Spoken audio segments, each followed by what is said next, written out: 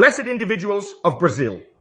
For more than 2 years, consistently, in numerous videos, I have been calling and demonstrating that Alexandre de Moraes is the dictator of the robe. Not with fake news, but with facts and with the Constitution. Pay attention to what I'm going to tell you. He reintroduces the crime of expressing opinions in Brazil. It is important to pay attention and be cautious. In a democratic state, opinion is unrestricted. In dictatorship, opinion is considered a criminal act. That is the outcome in communist nations and in states with totalitarian powers, where such circumstances prevail. So let's proceed to the Constitution. Starting from 1988, what information does the Constitution provide us with? Article 5, Section 4. Article 5 is an unalterable clause. No one has the power to change. The freedom to think is permitted as per clause number 6 of the regulations governing this matter. Freedom of belief and conscience is inviolable. Clause 8. No individual shall be deprived of their rights on the grounds of religious belief, philosophical, or political conviction. In Brazil, censorship is not allowed under Article 220, following paragraph of the law. So, look, I'm going to prove it to you. In 2018, now, not long ago, PT Deputy Vadir Damas said loudly and clearly, the Supreme Court must be closed. Wow, isn't it a crime against the state? No, it's an opinion. After José Dirceu's release from a 30-year prison sentence for corruption by the Supreme Court, he humiliates the court by saying its power must be taken away. It cannot be considered a power, and the power of investigation of the public prosecutor's office. Oh, isn't it an attack on the democratic rule of law? No, it's an opinion. What happened to them? Nothing. I will go back a little. In the year 2016, when Alexandre de Moraes was Minister of Justice under Temer, look what the PT put on their website. There's no point in running because I printed it. And look at the Twitter that PT made. Look what he says. Did you know that Minister Alexandre de Moraes, the coup Minister of Justice, received $4 million from companies investigated by the federal police? No incident took place. And as far as I'm aware, Alexandre de Moraes didn't sue the PT party. Freedom of speech? Now listen carefully. Prior to 2019, no individual had their social media accounts suspended or faced lawsuits due to expressing their opinion. March 2019, Alexandre de Moraes takes over the immoral and illegal fake news investigation. Immoral and illegal, as it lacks public prosecutor's office participation mandated by the Constitution. From that point, Alexandre de Moraes establishes the offense of opinion, a 5-year investigation into the end of the world that promotes true political persecution. I inquire, what is the offense of journalist Oswaldo Eustáquio? Have you committed murder? Stole? No. Incarcerated. Also had accident, became paraplegic. See what a terrible thing. Opinion crime. Why did Orlando Santos seek refuge in the US? Did you kill? Steal? Opinion crime to evade arrest in Brazil. Now the serious part. Daniel Silveira. He was arrested with the connivance of Mr. Arthur Lira and the majority of the deputies with aggravating circumstances. Article 53 of the Constitution states that deputies and senators are inviolable civilly and criminally for opinions, votes, and words.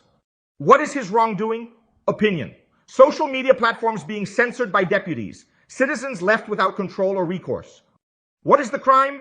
Crime of opinion established by Alexandre de Moraes.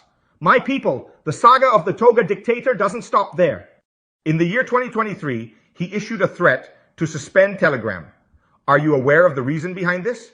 Telegram had sent a warning statement to its users regarding the peril of endorsing Bill 2630/2020, which is a genuine censorship bill. He threatened Telegram. Telegram had to remove content to avoid being suspended. The international journalist from Rede Globo, Jorge Pontual, says he was amazed to see journalists supporting censorship, and he says something spectacular about freedom of expression. Look what he says. An authority cannot decide what is true, what is false, what is fake news, and what is not. It is up to the people and the public, to the citizens, to decide. It is not the authority that decides what is fake news or what is not, what is true or false. And another thing, not only on social media, anywhere. If you slander, defame, injure, it is a crime. There is already an existing law. You do not need a law that, in fact, is a true form of censorship. I am showing facts. And there's more, my people. Alexandre de Moraes. He leads the inquiry into digital militias. And I ask him a question. Why did not he include Choquet and Mariette in this investigation? Why not? Because Madi8 is a platform that contains the majority of profiles that provide support for the Lula government. And then we will find out who the true digital militias are. We are watching Brazil to an evil consortium.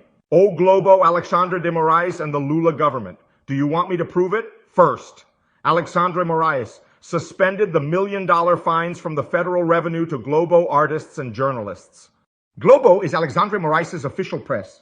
In Elon Musk's case, Globo reports news, but doesn't criticize Alexandre Moraes. What do you put? Put squid. Look at the consortium. Lula's government raises tone against Elon Musk for attacking STF. Then place the Twitter account of the Lulista, Petista, Esquerdopata, Attorney General of the Union Jorge Messias. Observe what he is saying, individuals, just a small opening. It is of utmost importance and urgency to regulate social networks. Look what they want. Censor the people. Do you know why? Because they can't control the people on social media. Because a large part of the press is already controlled by millionaire funds. And one more.